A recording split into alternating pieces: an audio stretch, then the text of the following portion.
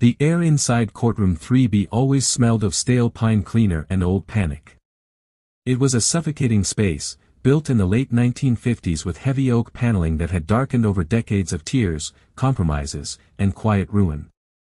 For Arthur Pendelton, a 62-year-old independent diesel mechanic whose hands were permanently stained with a crosshatch of black engine oil, the room felt less like a hall of justice and more like a high-walled trap designed specifically to swallow men like him alive. He sat at the scuffed defense table, his spine rigidly straight, wearing a generic navy blue suit he had purchased off a clearance rack for his daughter's wedding 6 years prior.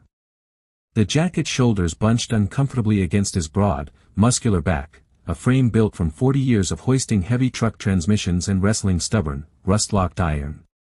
Next to him sat his attorney, David Miller, young public legal aid lawyer whose briefcase was noticeably scuffed at the corners and whose eyes carried the deep, exhausting fatigue of someone carrying a triple-digit caseload.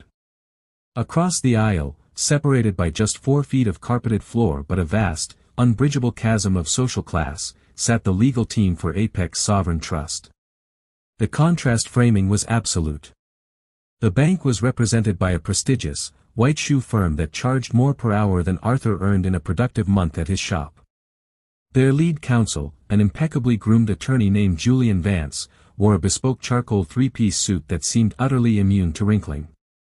Vance's skin possessed that specific, healthy glow unique to individuals who spent their weekends on private golf courses rather than sliding on grease-licked creepers underneath flatbed trailers. Sitting next to Vance was the man who had set this entire nightmare in motion, Richard Sterling, the regional vice president of Apex Sovereign Trust. Sterling was a man who exuded an icy, numerical certainty. He sat with his hands neatly folded over a pristine leather folio, his gold watch catching the harsh fluorescent lighting every time he shifted his weight. The conflict was a classic, brutal financial leverage play masked as a routine commercial foreclosure. For nearly 3 decades, Arthur had operated Pendleton Diesel Repair out of a 3-bay brick garage situated on a highly valuable corner lot near the city's expanding logistics hub. He had bought the property using a commercial mortgage from a local community bank, a relationship built on handshakes and mutual trust. Arthur had never missed a payment. Even when the economy dipped, even when his wife was battling the long illness that eventually took her life, the mortgage was always paid. But 2 years ago, the local bank was swallowed up in a predatory corporate acquisition by Apex Sovereign Trust. Almost immediately, the human element of Arthur's banking experience evaporated, replaced by automated notices, escalating processing fees, and an opaque corporate hierarchy that seemed to view small businesses not as community pillars, but as assets to be optimized or liquidated. The trap had sprung when Arthur sought a modest line of credit to upgrade his diagnostics equipment, a necessity to service the newer, computer-dependent clean diesel engines entering the market. Apex Sovereign Trust had eagerly approved the loan, but buried deep within the 74 pages of fine print was a toxic cross-collateralization clause and an adjustable rate trigger tied to an obscure internal valuation metric. Within 14 months, the bank had manipulated the terms, artificially engineered a technical default based on a sudden, subjective property reassessment, and moved to accelerate the entire debt. They didn't just want the loan repaid, they wanted the land. The logistics hub was expanding, and Arthur's corner lot was now worth 5 times what he owed. The bank's strategy was simple. Crush the mechanic under a mountain of legal paper, force a foreclosure, clear the land, and sell it to a major shipping conglomerate for a massive windfall. Julian Vance adjusted his silver microphone, his movements fluid and rehearsed. He looked toward the bench where Judge Evelyn Reynolds sat. Judge Reynolds was a formidable woman in her early 60s, known for her sharp legal mind, her intolerance for theatrical dramatics, and a reputation for strict adherence to statutory interpretation. "Your Honor," Vance began, his voice a smooth, resonant baritone that filled the courtroom with effortless authority. "The defense is attempting to turn a remarkably simple, cut-and-dry commercial contract dispute into a sentimental melodrama. The facts, however, are utterly cold and unyielding. Mr. Pendleton executed a valid, binding commercial loan agreement. He contractually bound his business properties as collateral. He subsequently failed to maintain the required debt service coverage ratio as explicitly defined under Section 9, Paragraph C of the modified agreement. This constitutes an immediate event of default. Apex Sovereign Trust has followed every statutory procedure to the exact letter of the law. We are simply asking this court to enforce the plain language of the contract and grant our motion for summary judgment and immediate possession of the real property. Young David Miller stood up, his voice lacking Vance's polished veneer but carrying a fierce, grounded earnestness. If it please the court, my client did not default. The bank intentionally engineered the non-compliance by rejecting his standard monthly payments, rerouting his funds into a holding escrow without his consent, and then charging compounding daily penalties to deliberately erode his equity. We have brought a physical ledger to court today, a meticulous, day-by-day record of every financial transaction between my client and this institution spanning 25 years. This book proves that the bank's internal accounting is not just flawed, it is deliberately fraudulent. Julian Vance didn't even look back at Miller. He merely chuckled, a soft, dismissive sound that carried clearly to the judge's bench. He turned his head slightly toward Richard Sterling, who offered a thin, patronizing smirk. Your Honor, Vance said, turning back to the judge, his tone dripping with a carefully calculated mix of pity and condescension. The defense speaks of a physical ledger, as if we are living in the 19th century. The document they are referring to is a cloth-bound, handwritten notebook. It is a primitive relic. Mr. Pendelton is undoubtedly a skilled mechanic, a man who understands wrenches and grease, but when it comes to the highly sophisticated realities of modern corporate finance, amortization schedules, and institutional escrow algorithms, he is quite simply uneducated. He is an uneducated man who fundamentally misunderstands the complex legal mechanisms he willingly signed his name to. To delay these proceedings so that this court can sift through handwritten scribbles that hold zero legal weight would be an egregious waste of judicial resources. The bank's computerized records are certified, absolute, and definitive. The word hung in the air like a foul mist, uneducated. It was a deliberate, public execution of a man's dignity. Arthur Pendelton did not flinch, but his jaw tightened so hard that a small muscle in his cheek began to twitch violently. His calloused hands gripped the edge of the defense table until his knuckles turned a stark, bloodless white. He looked down at the old, black ledger resting between him and his attorney. It was a thick, ledger book with worn leather corners, its pages filled with his own neat, precise cursive handwriting, the accounting methodology taught to him by his father, who had immigrated to this country with nothing but a tool set and a belief that if you kept your books honest, God would. God would keep your business safe. To the suits across the aisle, that book was a joke. To Arthur, it was the literal chronicle of his life's labor. Judge Reynolds peered over her reading glasses, her gaze resting heavily on Julian Vance for several long, silent seconds. The courtroom grew incredibly quiet, save for the low hum of the air conditioning. Mr. Vance, she said, her voice deceptively calm. This court determines what constitutes a waste of judicial resources. If the defense has brought a record that forms the basis of their answer, I am legally obligated to examine it. Mr. Miller, please pass the defense's ledger to the bailiff. As the bailiff stepped forward to take the heavy, leather-bound book, Richard Sterling leaned over to Vance, whispering something into the lawyer's ear while adjusting his gold silk tie. Both men maintained an air of supreme confidence. They had the digital printouts. They had the system logs. They had the corporate seal. They believed that a handwritten book belonged in an antique shop, not a court of law. They had no idea that Arthur Pendelton's lack of a formal corporate degree didn't mean he couldn't count. In fact, it meant he paid attention to the details that computers routinely ignored. The bailiff's heavy boots clicked against the linoleum as he carried the old ledger up to the bench. To the casual observer, the book looked entirely out of place in the modern, digital courtroom.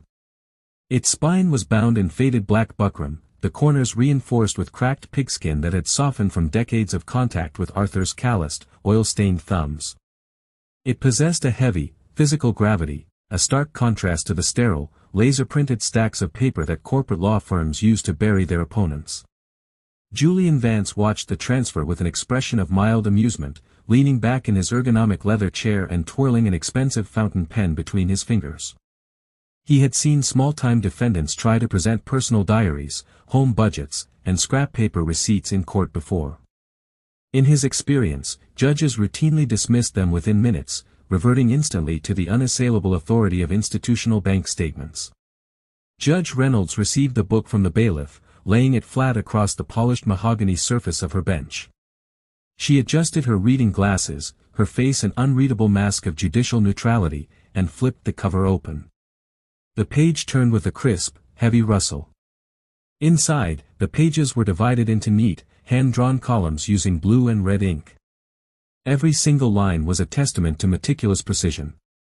The dates were written in an elegant, old-school cursive, the numbers were perfectly aligned vertically, making the math incredibly easy to audit. For Arthur, this wasn't just a ledger, it was a daily diary of survival. Every entry represented an engine rebuilt, a commercial fleet maintained, a late night spent calculating margins to ensure that his 2 employees received their paychecks exactly on time, every Friday morning, without exception. "Mr. Miller," Judge Reynolds said without looking up from the pages, her finger tracing a line of text. "Walk the court through the relevance of this specific record. The plaintiff argues that corporate accounting logs, generated by automated software platforms, reflect a chronic delinquency starting in November of the previous fiscal year. Why does this ledger contradict those certified digital records?" David Miller stood up, adjusting his glasses and pulling a set of marked exhibits from his manila folder. "Thank you, Your Honor. If we turn to page 214 of the ledger, which corresponds to November 14th, we find the core of the discrepancy.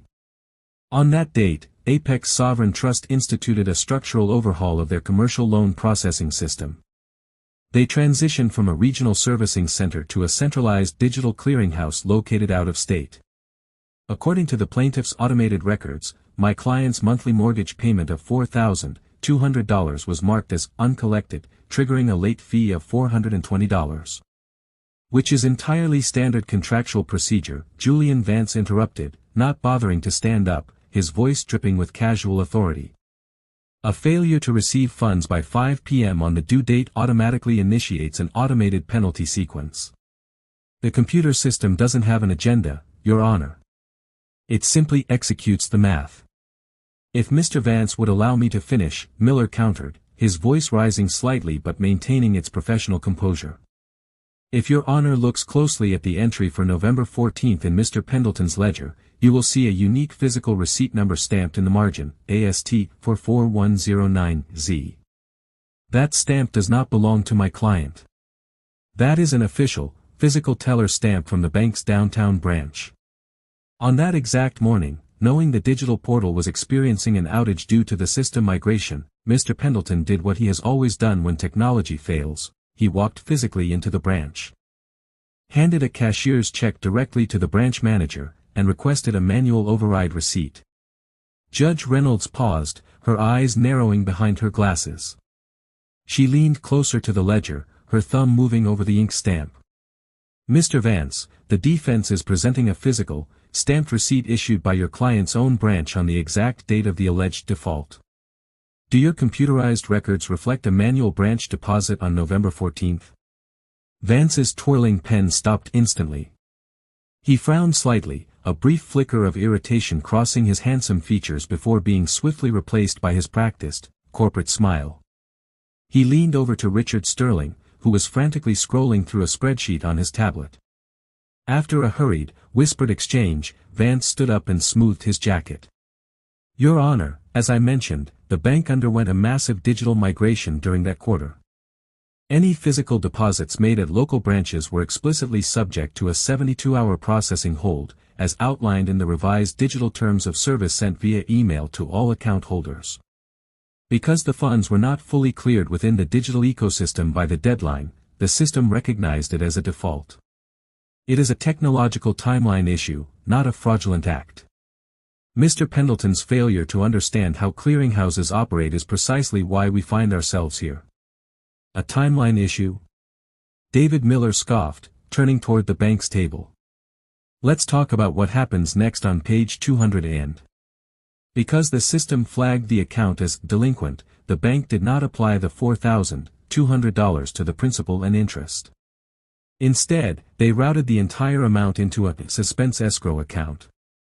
They held my client's money hostage, refused to credit his loan, and then used the existence of that very suspense account to claim he missed the following month's payment as well.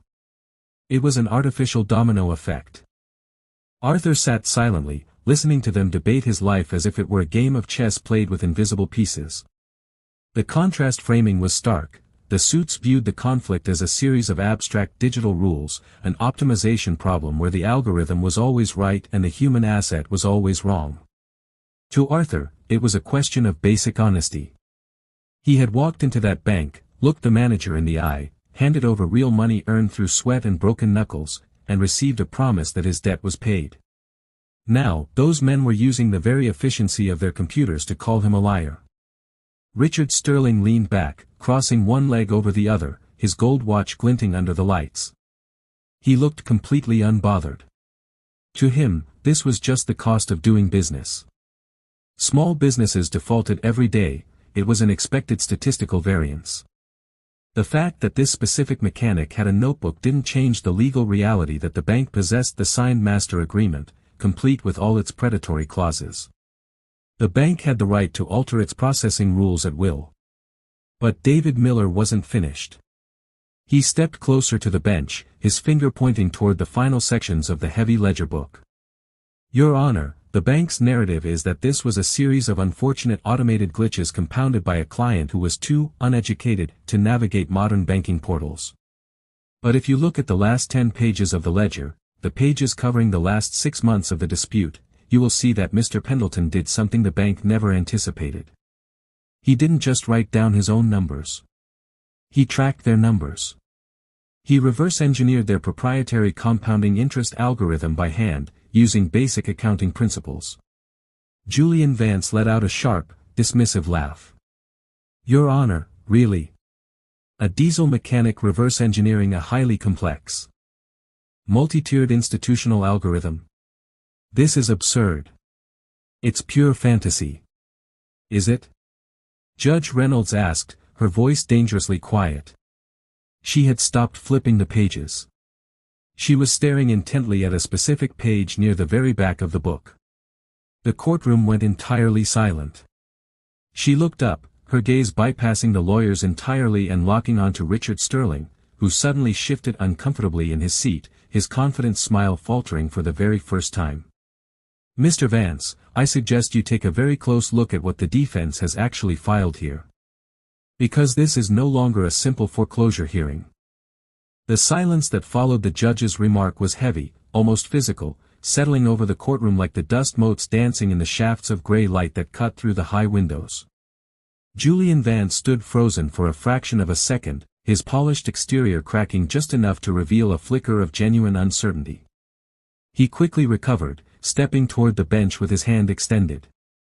Your Honor, if there is something in the defense's exhibit that requires clarification, I am more than happy to review it with my client. However, I must reiterate that handwritten logs cannot supersede certified digital records maintained under strict regulatory oversight.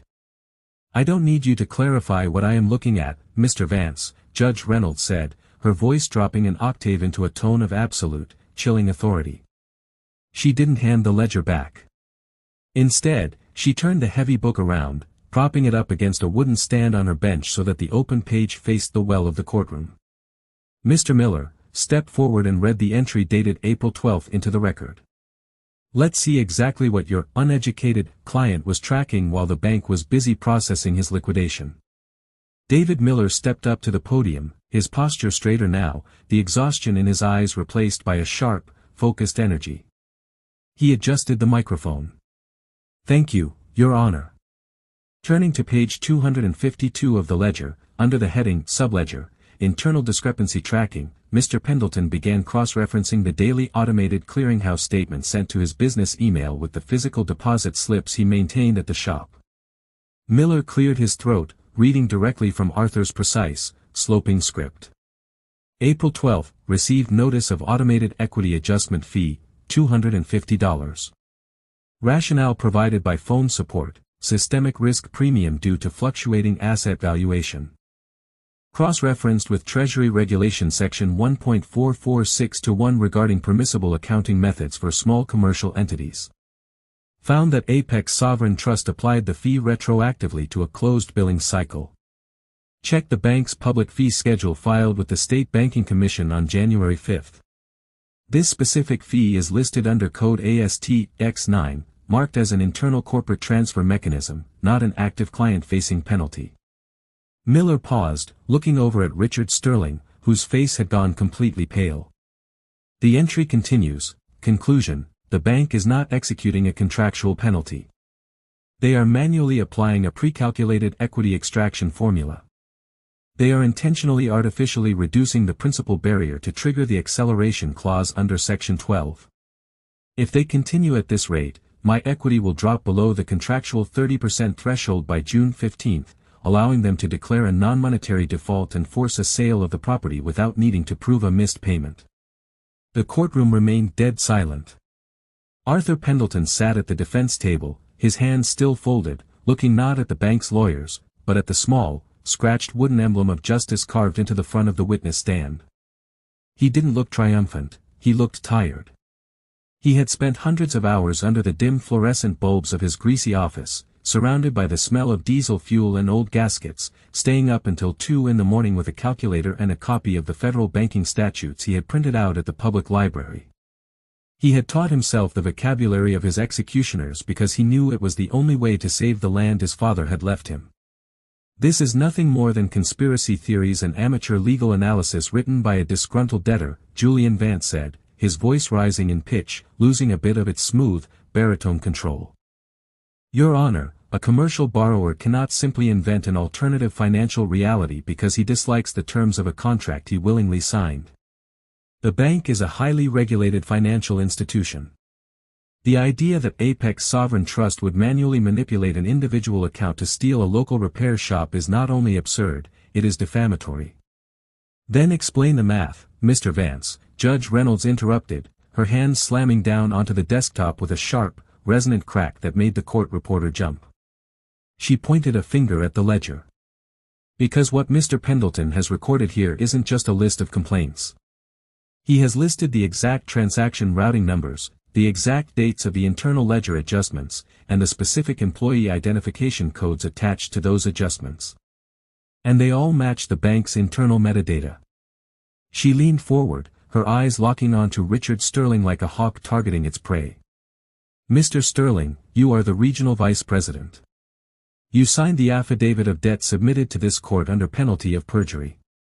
You testified under oath that the automated system generated these defaults based on an objective, computer-driven algorithm. But according to this ledger, on March 14 at 11:14 p.m., an internal administrative override was executed on Mr. Pendelton's account from an IP address registered directly to your regional corporate office. The override manually changed his account status from current to substandard review, which is the exact trigger that authorized the system to reject his April payment. Sterling swallowed hard. The patronizing smirk he had worn throughout the morning had completely vanished, replaced by a thin sheen of sweat that glistened along his hairline. He looked at Vance, silently begging his high-priced attorney to throw up a legal shield, to invoke a privilege, to do something, anything, to stop the bleeding. Vance stepped forward, his hands raised in a placating gesture.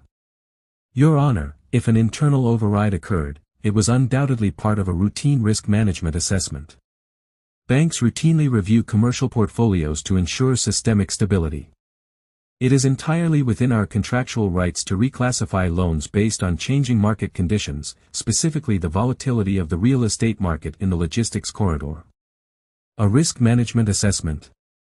David Miller countered, stepping closer to the opposing table. Then why did the bank's corporate office lease an office space to a shell company called Logistics Horizon LLC on the exact same week that Mr. Pendelton's loan was reclassified? A shell company whose sole listed corporate officer is none other than Mr. Richard Sterling's brother-in-law. A shell company that has already submitted a pre-approved commercial development plan to the city council for a truck distribution facility on the exact corner lot where my client's shop currently stands. The revelation fell like a bomb in the small courtroom. The contrast framing was no longer between a sophisticated financial institution and an uneducated mechanic. It was now between an honest, hardworking small business owner and a cabal of corporate white-collar thieves using legal technicalities to commit a high-stakes land grab. The illusion of institutional infallibility had completely shattered, leaving behind the ugly, raw reality of criminal greed. Julian Vance stood entirely motionless, his mouth slightly open as the echoes of David Miller's words reverberated off the high oak walls. The pristine, clinical defense he had built over months of legal maneuvering had just been systematically dismantled, not by a high-priced corporate accounting firm, but by a grease-stained notebook compiled at a cluttered desk in the back of an auto shop. He slowly turned his head to look down at Richard Sterling. The regional vice president was no longer looking at the judge, he was staring fixedly at his own manicured fingernails, his face drained of all color, his chest rising and falling in shallow, panicked breaths. The corporate mask had slipped entirely, revealing the terrified face of a mid-level executive caught dead rights in a self-dealing scheme. "Your Honor," Vance began, his voice lacking its previous operatic resonance, sounding suddenly thin and desperate. "The defense is making wild, unsubstantiated allegations that cross the line into professional misconduct. There is absolutely no evidence connecting the bank's standard risk management practices with the private corporate filings of a third-party real estate entity. This is an ambush. If the defense intended to introduce corporate registry documents and property development plans, they were legally required to provide them during the discovery phase. This is a clear violation of civil procedure." "This is not a discovery violation, Mr. Vance," David Miller replied calmly, stepping up to his table and lifting a small stack of certified documents. "These are public records, certified by the Secretary of State's office and the City Planning Commission just 48 hours ago. We didn't find them through discovery because your client actively concealed them under 3 layers of offshore holding companies. My client, using nothing more than his public library card and his evening hours, manually traced the corporate registration numbers listed in the back of the bank's own public disclosure statements. He didn't need a team of forensic accountants. He just followed the numbers your client forgot to hide." Judge Reynolds held up her hand, a single, sharp gesture that cut off both attorneys instantly. The silence returned, more intense than before. She turned her attention back to the heavy leather-bound book resting on her bench. She flipped to the absolute last page of the ledger, the page that had caught her eye moments before. Her expression transformed from neutral professionalism to a grim, icy resolve. "Mr. Vance," Judge Reynolds said, her voice dropping into a register that made the court clerk look up in surprise. "You spent a considerable amount of time this morning lecturing this court on the sophistication of modern banking systems. You took the time to explicitly label the defendant as an uneducated man who was simply too simple-minded to comprehend the complex financial architecture of your client's institution. I want you to step forward right now. Walk up to this bench, look at the last page of this ledger, and tell me exactly what you see." Vance swallowed hard, adjusting his tailored jacket as if it had suddenly become too tight around his neck. He walked forward with hesitant, stiff steps, like a man walking toward a scaffold. He rounded the corner of the bench and looked down at the page where the judge was pointing her pen. On the final page of the ledger, Arthur hadn't written columns of numbers. Instead, he had meticulously pasted a series of microscopic, thermal-printed system logs, the physical tape printouts generated by the bank's own internal back-end mainframe terminals during automated maintenance windows. Next to these tapes, Arthur had drawn a comprehensive flowchart of the bank's routing architecture.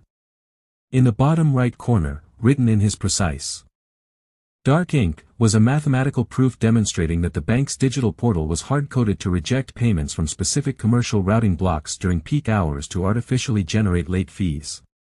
But that wasn't what had made the judge freeze. Below the mathematical proof, taped neatly to the paper, was a physical, carbon copy internal corporate memo on Apex Sovereign Trust letterhead. It was dated 6 months prior, stamped with the word confidential, and signed with the distinctive, loopy signature of Richard Sterling. The memo outlined a specific regional initiative titled Project Gridlock. The text explicitly instructed account managers to target independent commercial properties adjacent to the logistics corridor that possessed more than 60% equity, directing staff to apply technical friction to the accounts to accelerate foreclosure actions before the upcoming municipal zoning vote. Vance stared at the memo, his eyes wide, his lips moving silently as he read the words. A dead, suffocating weight seemed to drop onto his shoulders. He didn't speak. He couldn't. The document was a smoking gun, a literal blueprint for institutional extortion, preserved perfectly within the pages of a mechanic's notebook. "Mr. Vance," Judge Reynolds whispered, her voice cutting through his paralysis. "I am waiting for your explanation. Is this memo also an abstract digital rule, generated by an unbiased computer algorithm?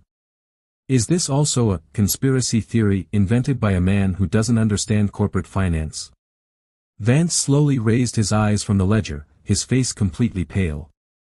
He looked back at Richard Sterling, who had now slumped forward, his head practically resting in his hands. Vance knew that his own professional reputation was on the line. If he continued to defend this action, he would be complicit in a fraud perpetrated directly upon the court. "Your Honor," Vance said, his voice barely audible to the court reporter. I was not made aware of the existence of this internal communication during my firm's preparation for this case. My client did not disclose the existence of Project Gridlock or any manual intervention protocols to counsel. "I am sure they didn't," Judge Reynolds said, her voice filled with a cold, righteous anger.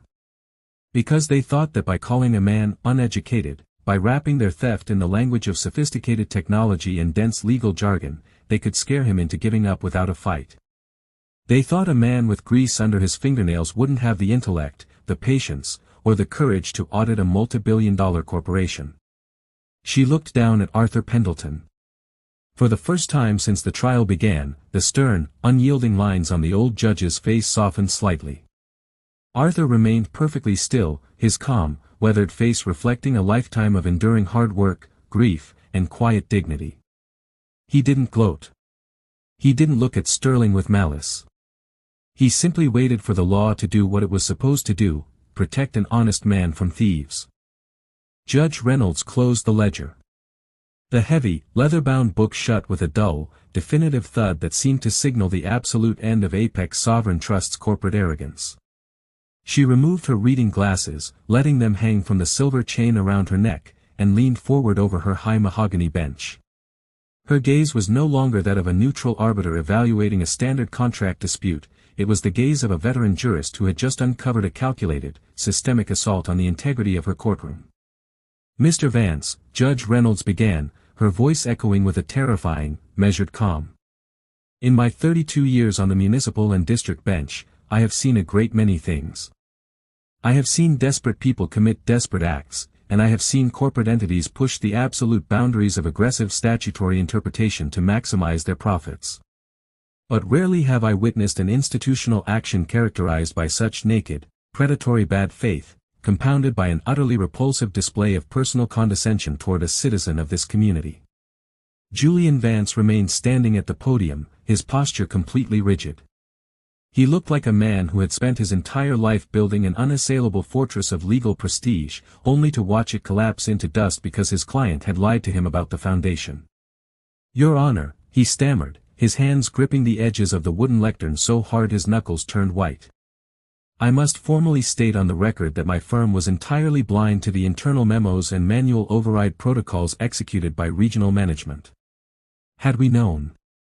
Whether you knew or not is a matter for the State Bar Disciplinary Committee to investigate at a later date," Judge Reynolds interrupted coldly, brushing his defense aside with a sharp wave of her hand. "Right now, this court has a summary judgment motion in front of it. A motion brought by your client, claiming that Mr. Arthur Pendelton is in default and demanding that this court order the immediate seizure and liquidation of his livelihood." She turned her eyes to the plaintiff's table, where Richard Sterling sat completely frozen. The regional vice president looked small now, stripped of the institutional armor that his multi-billion-dollar bank usually provided. His gold watch, his tailored suit, and his expensive leather folio no longer signaled power, they looked like the gaudy trappings of a white-collar criminal who had finally run out of exits.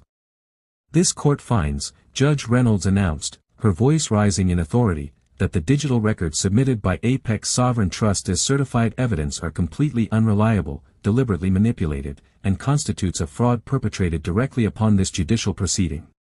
Conversely, this court finds that the physical ledger maintained by the defendant, Mr. Arthur Pendelton, is an accurate, honest, an unassailable record of financial transaction.